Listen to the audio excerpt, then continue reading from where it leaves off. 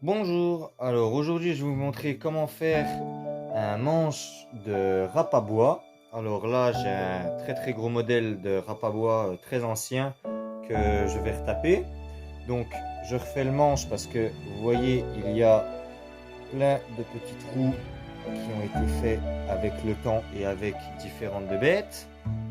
Donc pour ce faire on va utiliser un bout de cerisier. Donc ce qui est tout à fait banal, hein, vous pouvez en trouver n'importe où, soit couper un bout de cerisier chez vous, soit en prendre du sauvage, peu importe. Alors on va en prendre une certaine longueur de sorte à ce que ça soit à peine plus long que ce qui est souhaité. Donc là je vais couper juste ici au niveau du nœud de bois. Et comme ça j'aurai la longueur de mon manche de râpe à bois.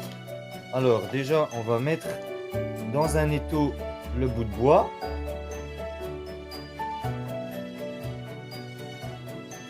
Et on va le couper avec la belle scie à bûche qui va très bien. Moi je me mets bien à ras-bord du nœud de bois et je coupe.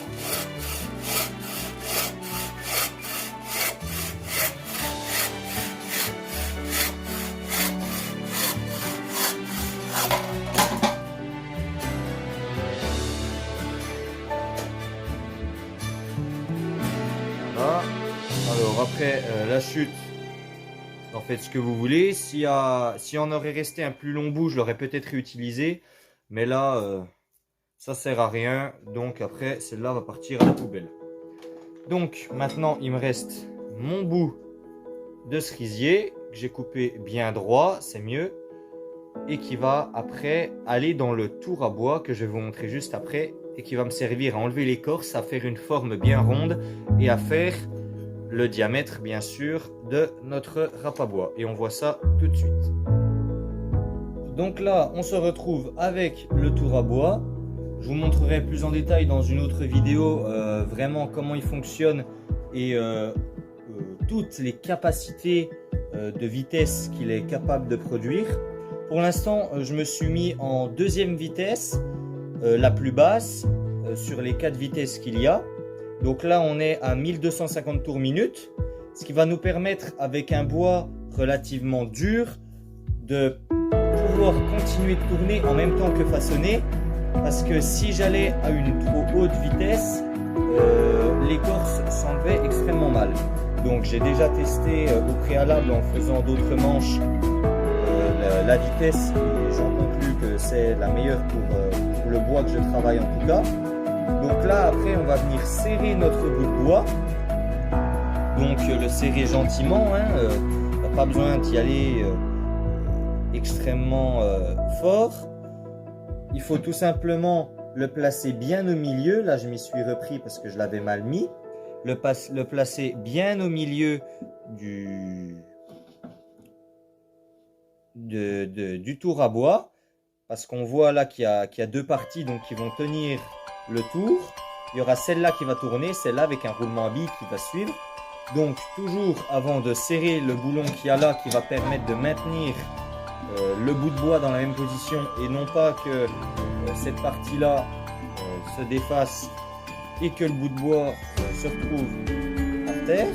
Toujours regarder comment notre bout de bois tourne. Là je ne sais pas si ça se voit bien à la vidéo, en tout cas le bout de bois n'est pas droit à l'origine, il est légèrement cintré, mais là il est plutôt pas mal. Donc on va pouvoir attaquer le façonnage. Juste avant, surtout serrez bien le boulon qui se trouve là ici, c'est super important parce que si le boulon vient à se desserrer, le pas de vis qu'il y a là va retourner à l'intérieur et après le bout de bois va gicler n'importe où et peut-être dans votre figure. Donc il faut toujours faire attention, des précautions toujours avec ce genre de machine, ce n'est pas un jeu. C'est pas parce qu'on croit savoir la manier qu'il faut ne plus faire attention. Donc là j'utilise un ciseau à bois relativement fin, relativement petit. Après sinon j'ai des plus gros modèles comme celui-ci qui vont me permettre plus à la fin avec des très bonnes pointes sur les angles de plus façonner le bout de bois. Donc on va déjà voir là dans une première partie comment enlever l'écorce. Donc je vous l'ai dit, je me suis mis en deuxième vitesse parce que c'est la vitesse la plus basse et c'est la plus adaptée pour le bois. Ce qui va me permettre d'enlever l'écorce plus facilement plutôt que si je tournais plus vite. On peut se dire que tourner plus vite, ça permettra forcément d'enlever plus, d'enlever mieux. C'est faux, parce qu'en fonction du type de bois que c'est, est-ce que c'est un bois humide, un bois sec, un bois tendre, le tour à bois à 4 vitesses, ce qui va lui permettre de s'adapter à peu près à chaque type de bois. Donc là, pour ce bois-là, je me suis mis en deuxième vitesse à 1250 tours minute. Vous voyez déjà que ça tourne pas mal. Et donc là, on va déjà attaquer l'écorce. Donner un niveau semblable à tout le bout de bois parce que comme je vous l'ai dit, il est légèrement cintré. Et ensuite, on pourra voir comment faire des formes. Alors, on va déjà commencer par enlever l'écorce.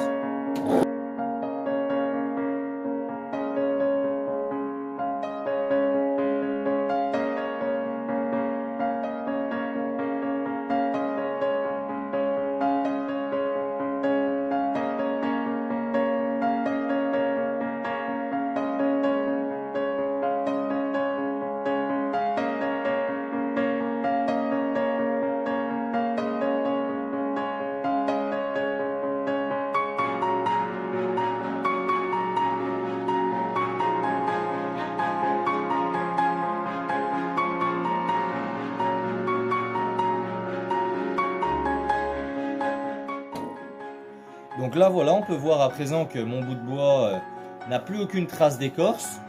On va pouvoir maintenant regarder le diamètre qu'il faut comparer au diamètre de la lime à bois. Pour ce faire, je vais prendre le pied à coulisse qui se trouve ici. Ça va nous permettre d'avoir un diamètre précis et de savoir réellement, plutôt que de l'approximatif, le diamètre souhaité par le manche que vous voulez faire.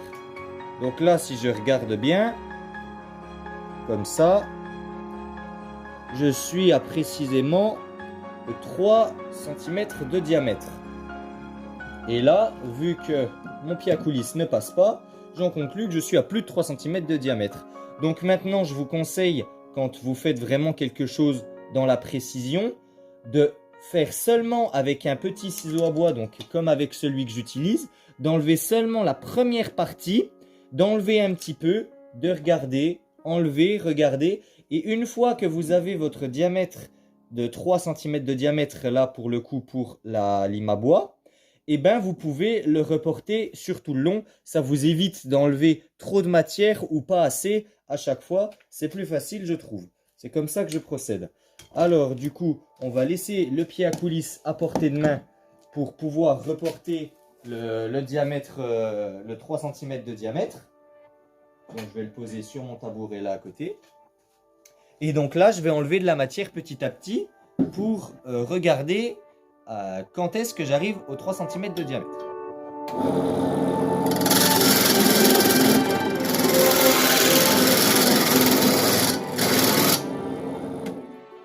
Donc voilà, comme je le disais, toujours enlever un petit peu par petit peu.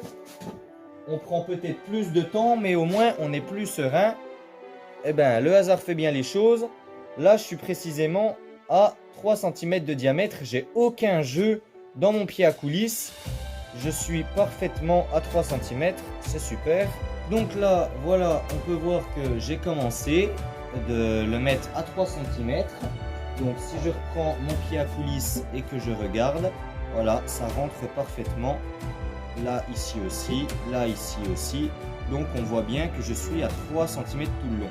Pour ceux qui se demandent comment je vais faire après pour enlever toutes les cernes et pour rendre un bois lisse, attendez la fin de la vidéo et vous saurez et vous verrez exactement comment je fais. Je vais faire le manche de A à Z devant vous. Donc je vais vous montrer. Là pour l'instant, dans un premier temps, je vais terminer de mettre le bout de cerisier à 3 cm et après je vous expliquerai plus en détail comment je ferai.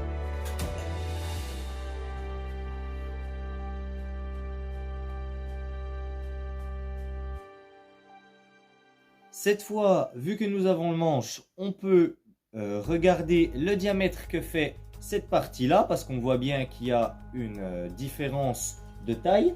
Donc maintenant que mon bout de bois est à 3 cm de diamètre, je peux sans aucun problème régler le pied à coulisse et regarder à combien est cette partie-là. Là, je vois qu'elle est à 2,2. Donc, je vais creuser sur la largeur du ciseau à bois. Je vais creuser, voilà, on voit que c'est exactement la même largeur.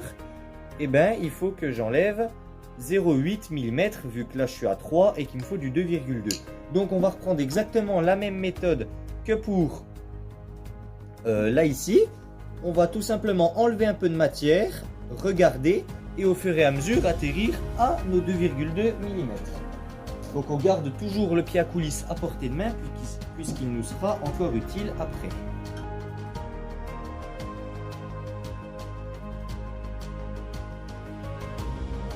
Donc là, on va regarder une première fois, même si je ne pense pas que l'on soit à 2,2. On n'en est pas loin du tout, c'est plus proche que ce que je croyais. C'est plus proche que ce que je croyais. Ouais, il faut encore que j'enlève un petit peu de matière et après, on sera à nos 2,2. Je vais reprendre ce ciseau à bois là. Et on est reparti.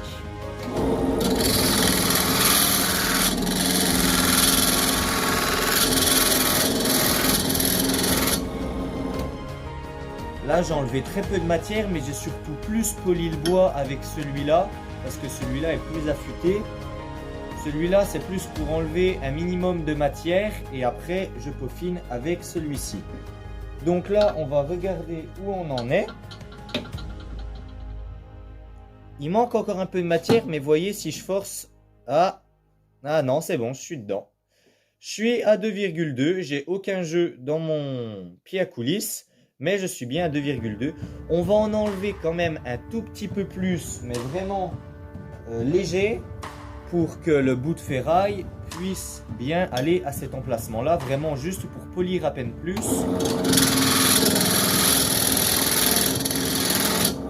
Voilà. Vraiment pour pas enlever de la matière, mais pour qu'on puisse avoir la place de mettre la partie en ferraille. Alors, en parlant de partie en ferraille, je la prends. Et là, je regarde la longueur. Parce que vu que mon bout de bois n'est pas totalement droit quand je l'ai coupé là ici, j'ai pas la même taille partout de mon ciseau à bois. Donc là, je regarde, ici c'est bon, mais si je tourne mon bout de cerisier, je me rends compte que là ici, le bout de ferraille dépasserait encore et qu'il ne serait pas enfoncé au maximum. Donc je renlève encore un peu de matière pour pouvoir l'enfoncer à fond et je couperai ou je limerai simplement avec une autre lime à bois la partie là ici, ce qui me permettra d'avoir ici droit et d'avoir tout de même la place de enfoncer le bout de ferraille.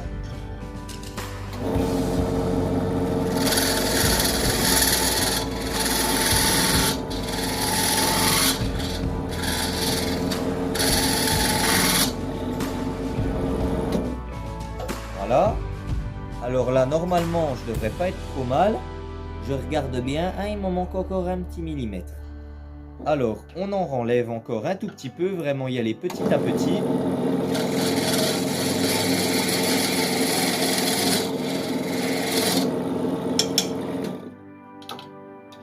Voilà. Maintenant, j'ai totalement la taille de mon bout de ferraille. À certains endroits, c'est un peu plus grand, mais c'est pas gênant. Alors maintenant, on va arriver au polissage du bois. Comment je fais pour arriver d'un bois granuleux, qui n'est pas agréable au toucher, à arriver à mon manche, donc ça c'est l'ancien manche, à arriver à mon manche qui est quand même relativement lisse malgré tout. Pour cela, je vais prendre différentes essences de papier de verre. Donc là, je vais prendre du gros grain, comme j'appelle ça, et c'est précisément du P40 qui va enlever beaucoup de matière et polir légèrement. Ensuite, je vais passer, celui-là c'est du P120 et je vais le passer sur toute la surface de mon bout de bois, ce qui va me permettre à la base, donc on le fait bien avec celui-là, hein.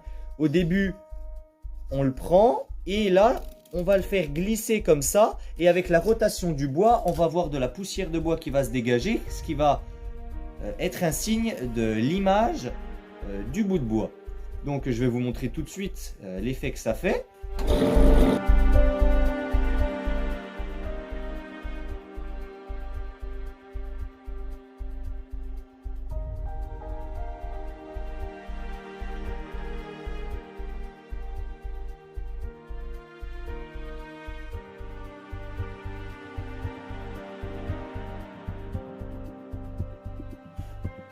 Là, c'est presque parfait.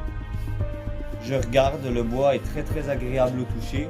Je vois encore quelques petits défauts, mais dans tous les cas, je vais devoir repasser une couche de papier de verre. Pourquoi? Parce que là, je vais me permettre une petite fantaisie. Je vais faire quelques petits motifs. Rien de bien compliqué. Hein, là, hein. Je vais simplement faire des raies. Deux là ici et deux là, qui n'existaient pas sur ce modèle-là, mais qui sont assez courantes sur des modèles de râpe à bois. Donc pour faire ces petits motifs, c'est très simple. Je ne vais pas prendre le ciseau à bois que j'ai pris là, mais je vais prendre celui que je vous ai montré en début de vidéo, qui doit être là ici, et qui a des pointes très bien aiguisées, ce qui va me permettre de faire des raies fines ou des raies épaisses en fonction de ce que j'ai envie de faire, et surtout qui va me faire une raie nette, parce qu'avec celui-là, les angles ne sont pas bien limés, et donc je préfère largement celui-là quand il s'agit de faire des motifs. Alors c'est très simple, pour faire les motifs, si vous avez un modèle, reprenez, comme moi je l'ai déjà fait par le passé, reprenez le modèle de votre manche et dessinez les raies à l'endroit où elles sont pour rester le plus fidèle à l'original. Mais quand vous n'avez pas de modèle particulier, vous pouvez vous permettre d'en faire n'importe où. Ça donnera quand même un résultat relativement joli. Donc moi, comme je vous l'ai dit, je vais en faire deux à ce niveau-là et deux un peu plus basses. On va essayer de jouer sur la profondeur et sur la largeur des raies pour donner une belle image.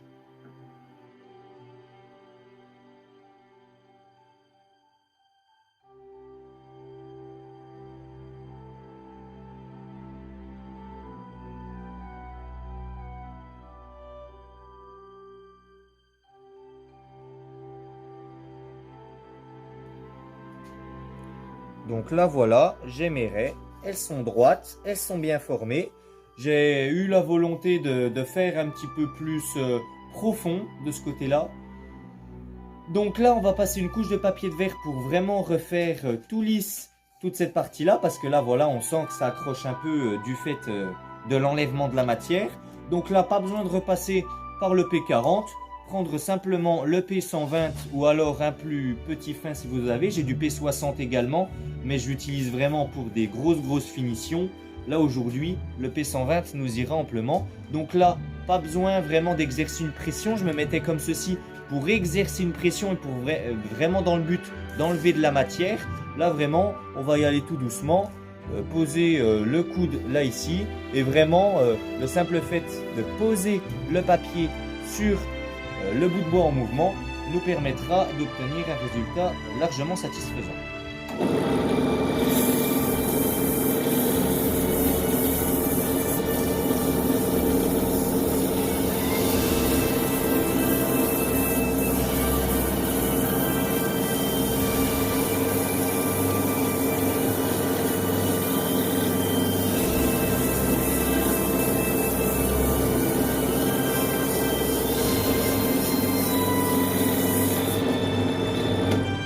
Voilà, comme ça j'en ai profité pour repasser une couche sur la totalité du bout de bois, à part là ici parce que de toute façon il sera caché par le bout de ferraille. Il fallait juste le faire lisse au début pour que notre bout de ferraille puisse rentrer facilement dans son trou. Donc maintenant je vais me préoccuper de cette partie-là, c'est la plus technique je trouve. Je vais réutiliser encore la pointe, mais pas pour faire des stries cette fois-là, pour faire tout simplement le bout arrondi que l'on peut trouver à la fin de notre manche. Donc on se souvient que j'ai laissé cette partie-là à couper à la fin. Je ne peux pas me permettre de la couper maintenant parce que ça me ferait directement un bout rond certes, mais qui n'est pas arrondi. il serait simplement rond comme la totalité du bout de bois. Donc là, ce que je vais faire, c'est que je vais prendre la pointe de plus loin, à peu près à ce niveau-là pour vous donner un ordre d'idée. Et je vais creuser, creuser, creuser petit à petit, toujours dans la lenteur.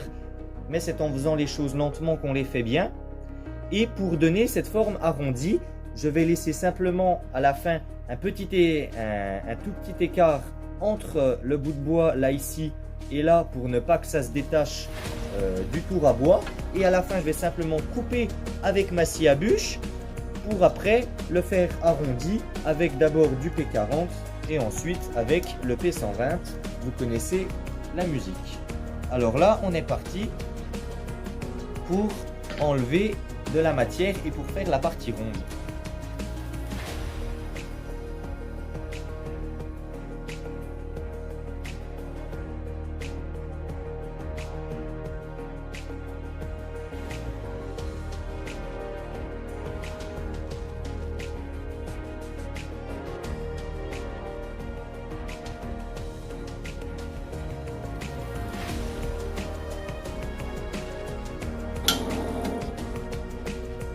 Donc là déjà je regarde ce que ça donne. Quand je touche le bois, je ne sens pas de défaut majeur, pas que j'ai enlevé plus de matière à un endroit qu'à un autre. Je regarde, ça m'a l'air plutôt pas mal. J'ai laissé seulement un tout petit espace, là, à peine visible peut-être à la caméra, seulement entre ce bout de bois là et celui-là, que j'aurai juste à couper pour ensuite limer totalement.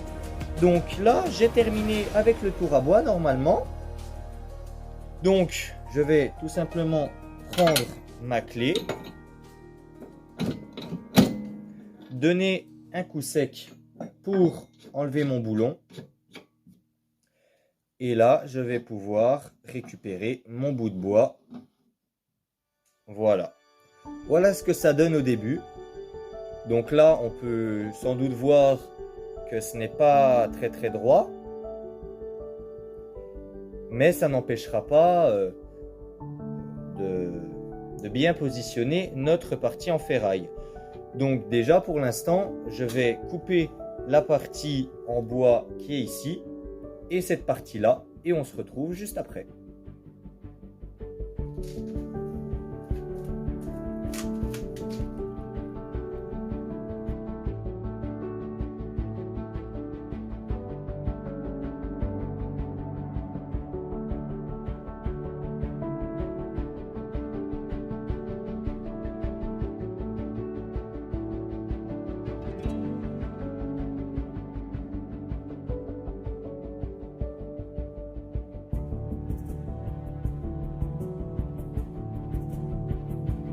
Donc là déjà je regarde ce que ça donne.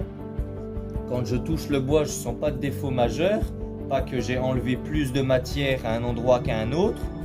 Je regarde, ça m'a l'air plutôt pas mal. J'ai laissé seulement un tout petit espace là, à peine visible peut-être à la caméra, seulement entre ce bout de bois là et celui-là, que j'aurai juste à couper pour ensuite limer totalement.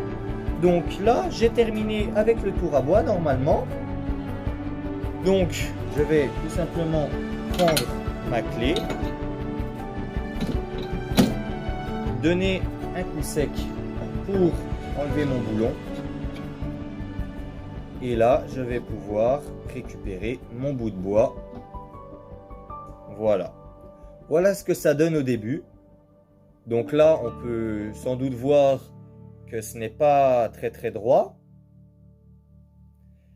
Mais ça n'empêchera pas de bien positionner notre partie en ferraille. Donc déjà pour l'instant, je vais couper la partie en bois qui est ici et cette partie-là et on se retrouve juste après. Donc là, dans un premier temps, je viens de couper la partie en bois qui était là. C'était justement celle-ci, elle était positionnée comme ça. Je viens de la couper. Donc là, je vais déjà passer une petite partie de P40 pour enlever un peu de matière. Voilà. Et là, je vais passer maintenant mon P120. Ce qui va me permettre d'avoir la forme bien arrondie que je souhaite. Donc je la fais bien sous tous les angles, je la fais un peu plus plate là ici, mais j'essaye de bien arranger les côtés pour que ça aille avec. Voilà. Là quand je touche, on voit bien que c'est lisse, que j'ai pas d'accroc, donc c'est super. Bien faire lisse cette partie-là parce que avec la scie, on est dans l'impossibilité de le faire.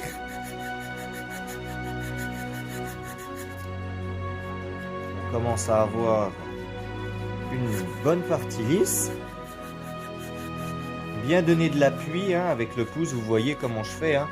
Je donne bien de l'appui et j'y vais par petits à-coups. Voilà, on a une partie totalement lisse. On refait bien les côtés pour que ça soit arrondi. Et voilà, super.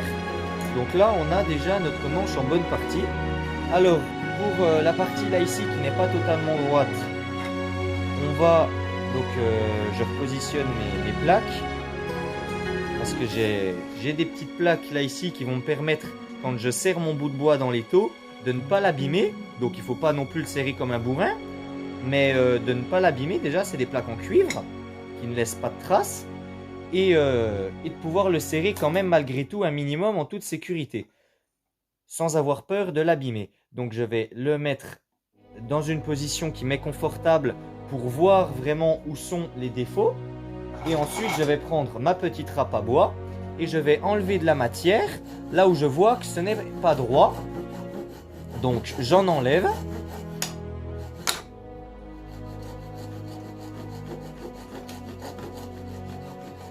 Ça prend peut-être un certain temps, mais au moment de positionner notre petite pièce en ferraille, ça sera toujours plus confortable de tomber sur quelque chose de droit plutôt que quelque chose en biais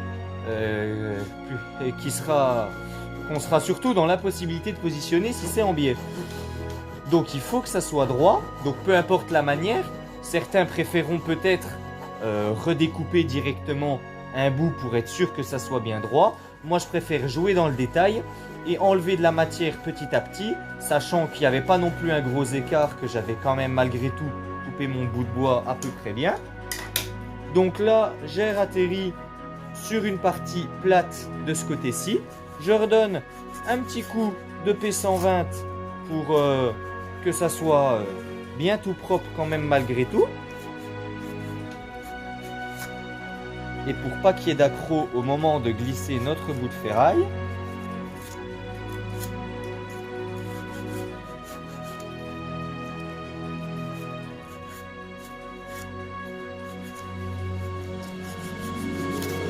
Voilà. Donc là, le manche est prêt. Maintenant, la seule chose qui reste à faire, c'est le percer. Alors, un petit conseil, quand vous percez votre manche, ne le percez pas trop petit. Parce que si vous le percez plus petit que ça, il faut le percer plus petit. Mais si vous le percez trop petit, par exemple, j'ai ma petite boîte de forêt là ici. Donc de forêt à bois, hein, bien sûr. Si elle veut bien s'ouvrir. Voilà. Donc là, j'ai différentes tailles. J'ai du 3 au 10. Admettons que je veux percer en 5. Donc, je sors mon forêt de 5 et je regarde la différence ici. Je vois que mon forêt fait la bonne taille là ici. Sauf que si je veux l'enfoncer un petit peu plus, je vais éclater mon bois. Mon bois va littéralement éclater, j'aurais fait tout ce travail pour rien. Donc, dans un premier temps, je peux déjà percer avec du 5 ou du 6. Je peux peut-être même prendre un forêt de 6. Je vais percer avec et ensuite... je percerai sans doute avec du 7. Tout simplement parce que le forêt de 7, il va peut-être être un petit peu plus large que là ici. On voit bien que là ici, il engloutit. Sauf que là, à ce niveau-là, eh ben, il est à peine plus petit que notre râpe à bois. Ce qui va permettre d'enfoncer le manche sans pratiquement aucune difficulté. Et surtout d'avoir de l'adhérence. Parce que si je perce trop gros, au premier coup de mouvement, ma râpe à bois va partir de son manche. Donc, important également, positionnez votre manche droit, parce que si vous percez de travers, ça ne va pas aller non plus. Donc, je serre un petit peu mon étau pour pas que mon manche bouge. Je vais percer déjà en 5 du coup, vu que je prends du 7. Percer souvent 2 tailles en dessous, ça permet d'enlever de la matière, mais pas trop. Parce que si je perce en 6 pour repercer en 7 derrière, je vais avoir du mal à positionner mon foret.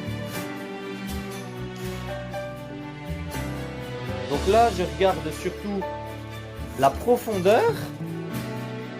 Je vois que là, en positionnant mon foret comme ceci, j'arrive à une profondeur assez raisonnable pour enfoncer, sachant que la râpe à bois n'était pas enfoncée totalement dans son manche d'origine. Donc l'avantage du tour à bois, c'est qu'il va laisser une marque, je vais vous montrer. Il va laisser une marque sur mon manche, là ici, le rond au milieu, ce qui va me permettre directement d'avoir le centre de mon manche, ce qui est beaucoup plus pratique, plutôt que si on le faisait à la main où il faudrait encore mesurer pour ensuite avoir le milieu. Donc là, j'ai pas de souci à me faire, je positionne mon foret à bois, je regarde que ma perce soit bien droite, je la mets en position, je la mets en vitesse lente, ça m'évitera d'avoir de mauvaises surprises que ça aille trop vite. Donc je la mets en vitesse lente et j'y vais petit à petit.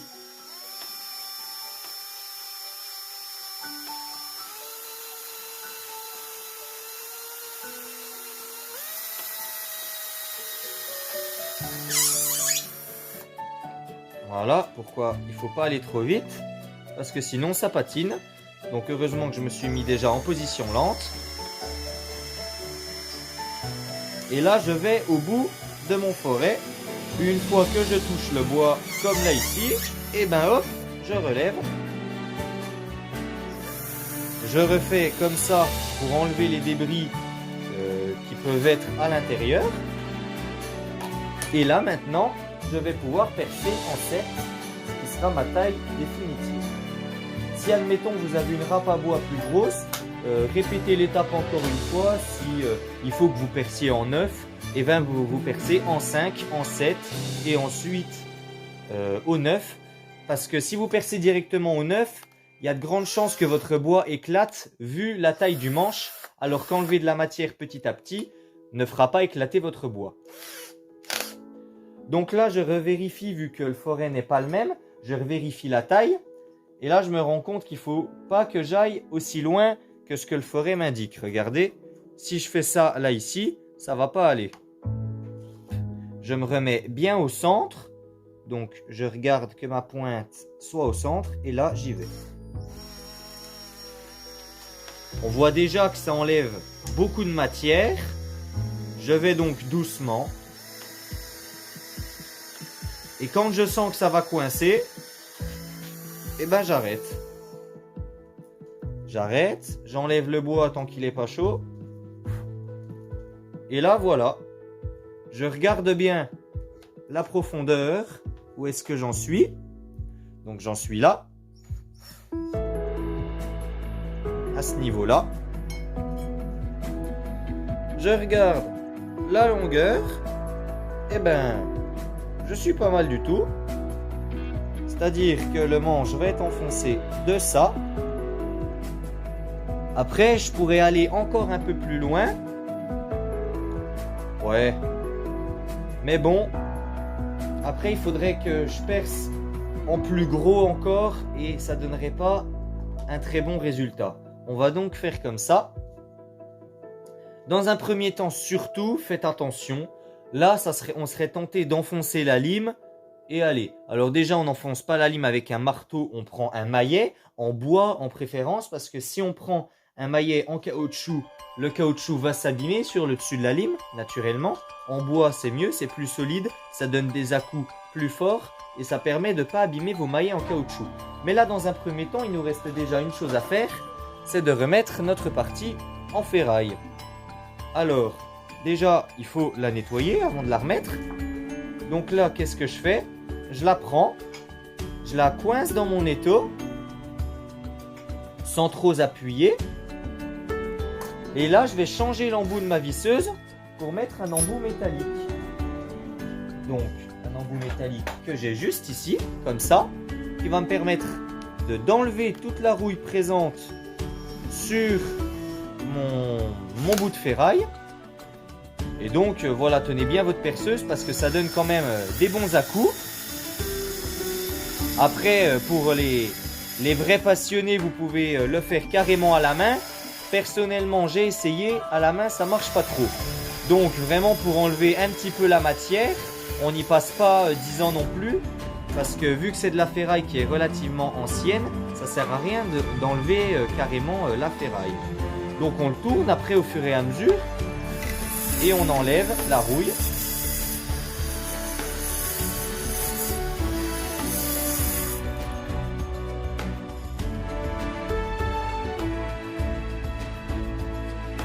Donc là, j'ai commencé déjà d'enlever la rouille. On voit la différence. Voilà, donc là c'est la partie qui est toujours rouillée et là c'est la partie qui n'est plus rouillée. Et on se retrouve juste après que j'ai terminé. Donc là voilà, j'ai terminé de polir mon petit bout de ferraille. Je l'ai remis droit à peu près dans l'étau.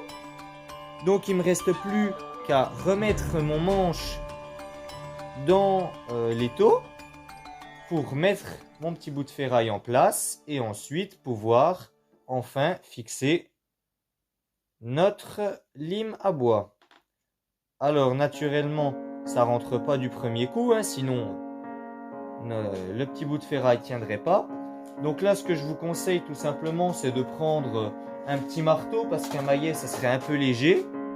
Vous prenez un petit marteau, voilà moi j'ai un petit modèle et là vous y allez en tapant gentiment dessus. Mais voilà, on va arriver à pouvoir mettre notre bout de ferraille. Super. Donc là, il est bien enfoncé, il risque pas de s'en aller. Il est bien fixé dedans. Et donc maintenant, il ne nous reste plus que la grande étape à faire, fixer la lime.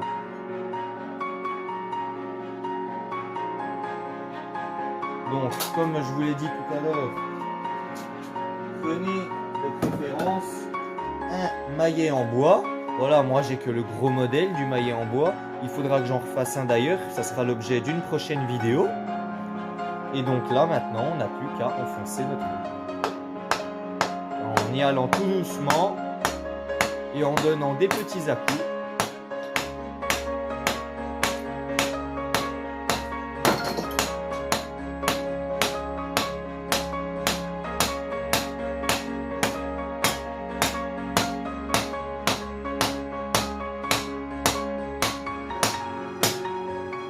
Voilà, elle est bien enfoncée, à la longueur souhaitée.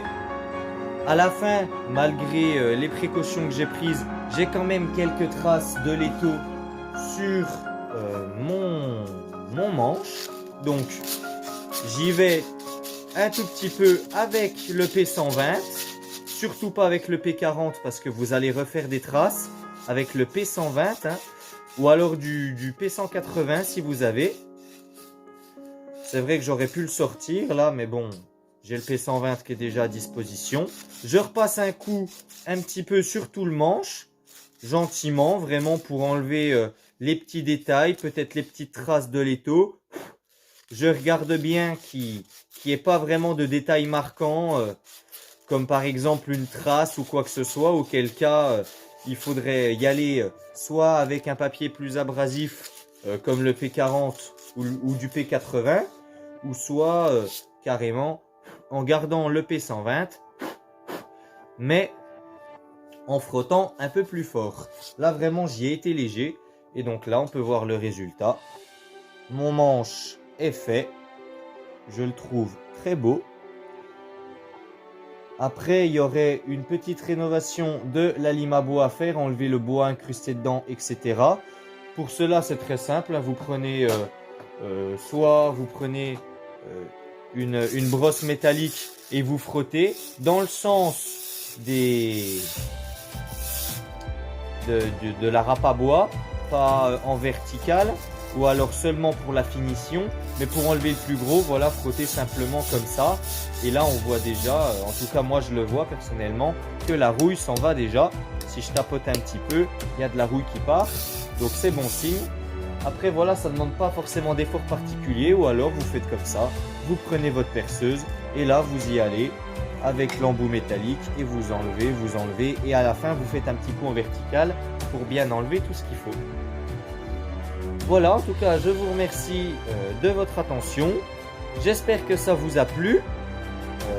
N'hésitez pas à me dire dans les commentaires quelle idée vous aimeriez que je fasse.